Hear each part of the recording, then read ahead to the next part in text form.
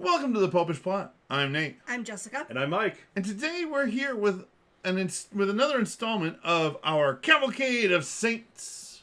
These Or are our first installment, if this is the first one. or our final installment if this is the last one. Right. Because recently, 10 new saints have been canonized in the church, and we're going to tell you a little bit about each and every one of them.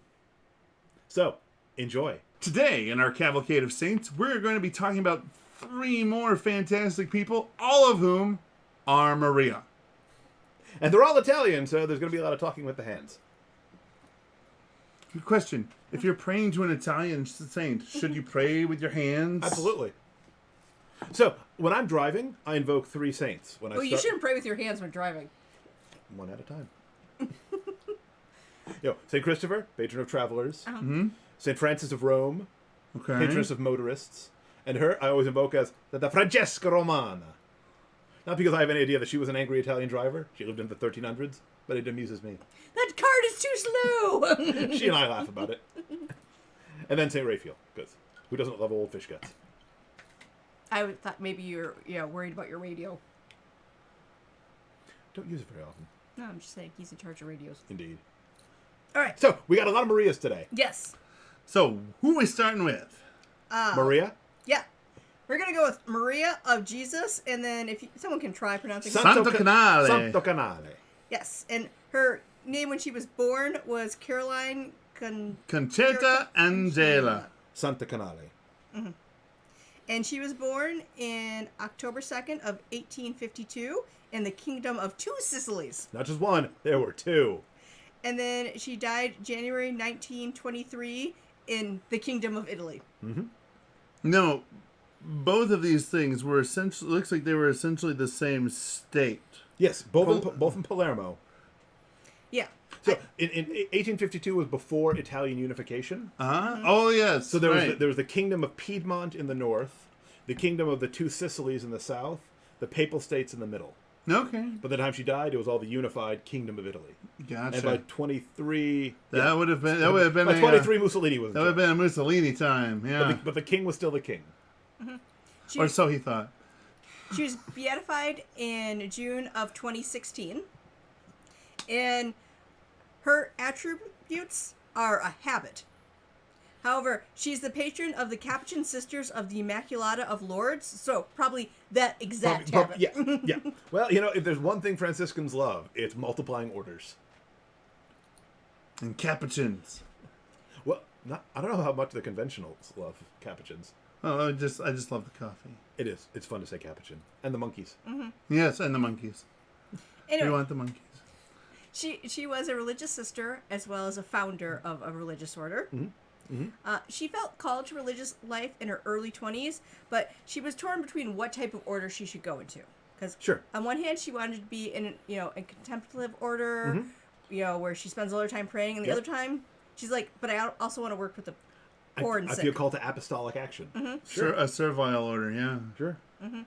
At 21, she became the president of the Daughters of Mary in a local parish, which is kind of like the female-led version of what Don Bosco started. Gotcha.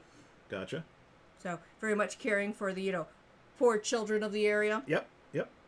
And, itchy eye, because it's pollen season.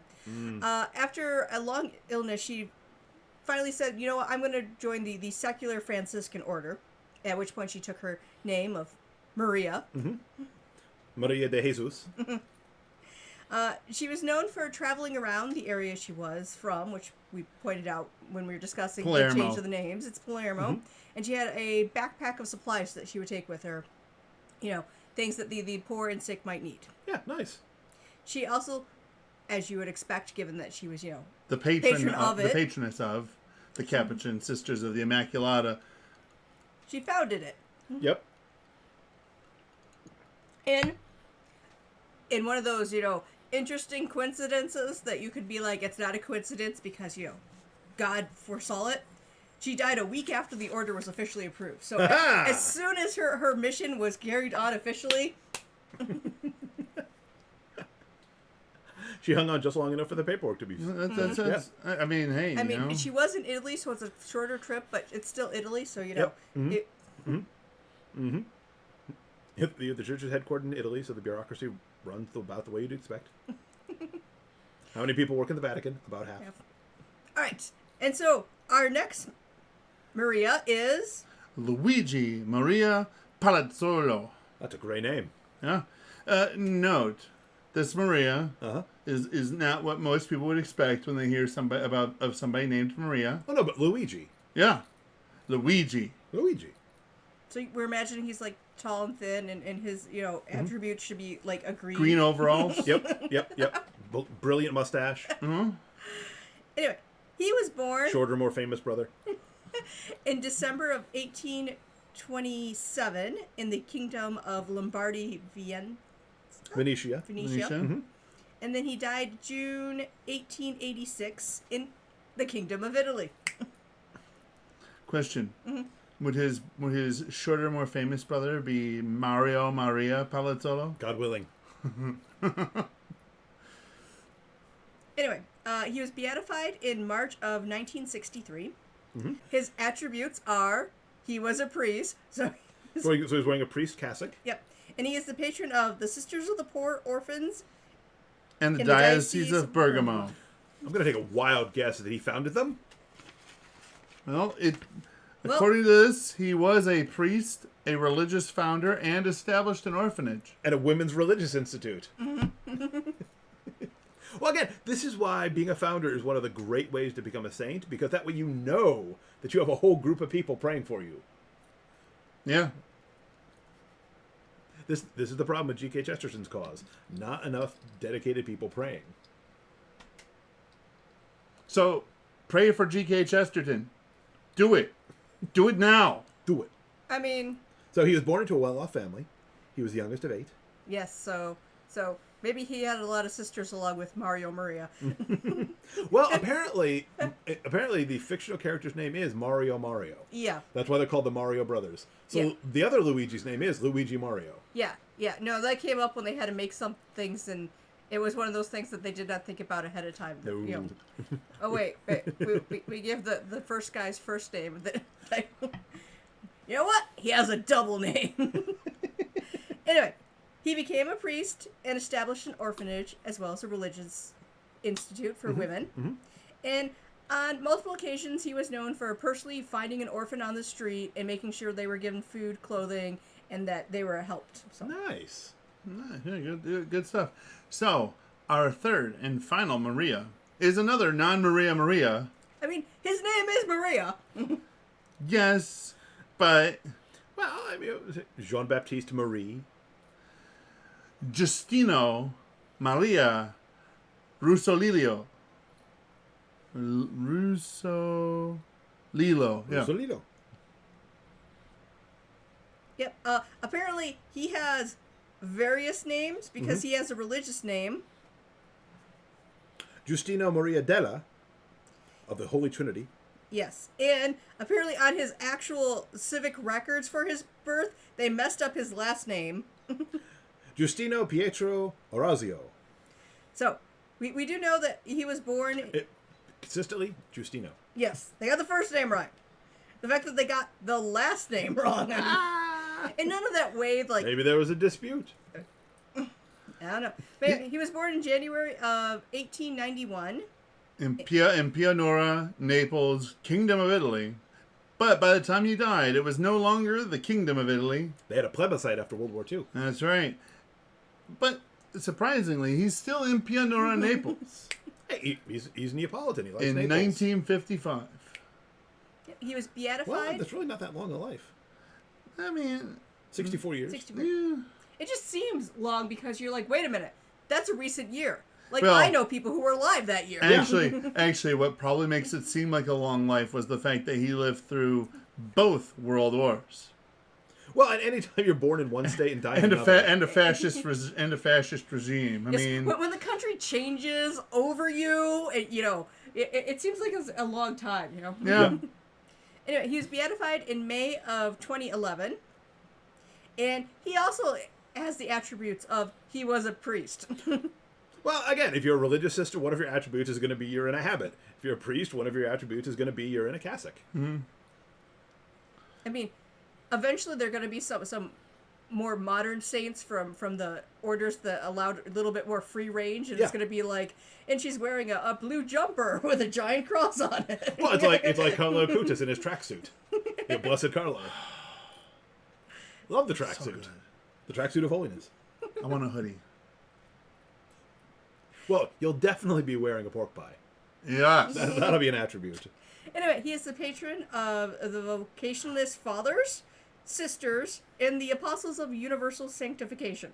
And that's very modern. There was a part for men, a part for women, and a part for the lady. Yep. It's both modern and ancient. Mm-hmm.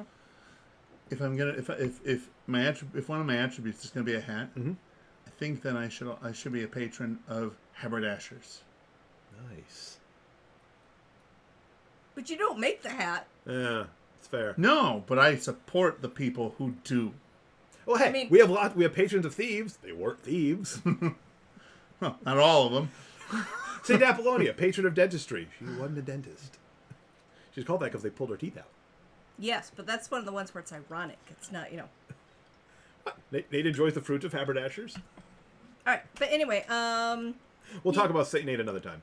Yes. He was a priest, a religious founder, and a founder of a secular institute, as we already discussed. The There Apostles was of Universal men, women, Sanctification. and So he was the third of 10 children. Yowza. He was ordained a priest in 1913, right on the eve of war, and vowed to establish a religious congregation that promoted vocations. That's something I can get behind. Yes, and when we say that he vowed to that, as he was I vow. No, as he was being ordained, he's like, okay, I'm a priest now. I'm going to start this. So he tried, and in 1914, so just 1 year later, he tried setting one up with the people that he knew that he went to school with for being a priest, and it did not work. Well, that one fizzled out. It was his effort, not God's. And in fairness, he was still a little early to the game. I mean, your first year being a priest is not just a job, but at the same time, it is a job. And your first year in a new job, you really shouldn't plan on making any wide, sweeping changes of the way the job works, kind of a thing. Get in, get to know where you're at, what you're working with, who you're working with. Yeah, seminary is one thing, but you got to learn to be a priest by living it. Exactly. Sure. Yep, but So fortunately, in 1920, he started the Vocationist Fathers and the Vocationist Sisters. Mm-hmm. And those both ended up growing and getting papal authority in his lifetime. He had his sister Giovanna joined the female order, and she was the first superior general for it. Nice. His brother... The good kind of nepotism. His brother Ciro also became a priest of the order. He eventually died of leukemia, and currently the orders are in many countries on all continents except for Antarctica. Given that there are no permanent residents, that seems reasonable. Yes. And it was clearly a good thing he had, 9 siblings, because when he was sick, his brother, who was a doctor, was the one who took care of him. We've now finished the 10 newest saints, so although we still haven't caught up anywhere close to all the saints, we have not fallen behind with new saints. Yes. At the same time, if there are saints that we haven't done, or saints that you think we could do a better job of, maybe you have more than, a paragraph of information on any of the Marias or Maries. Yeah, but go down below to the comments and tell us who that saint is. Like I said, it might be one that we've never done before. Might be one we've never heard of before. It might be one we've never heard of before. That would be really interesting. Not impossible at all, just interesting. A stranger is just a friend you haven't met. Exactly. It might very well be one that we've already done, and you simply think that there's more to be told, or maybe we didn't give them enough of a treatment. Maybe a saint we did in the very early days of the Popish plot, and we're better at this now. And yeah. So go down below into the comments and hit us up with those saints' names. Or any other episode ideas you have. Yeah. Do our work for us. Exactly. Please. Until then, give this episode a like, subscribe to our channel, ring the church bell to be notified when the next plot is uploaded. And until next time, remember to live your faith. Love your faith. Share that love. When the saints go marching in, yes, I want to be in that number. When the saints go marching in.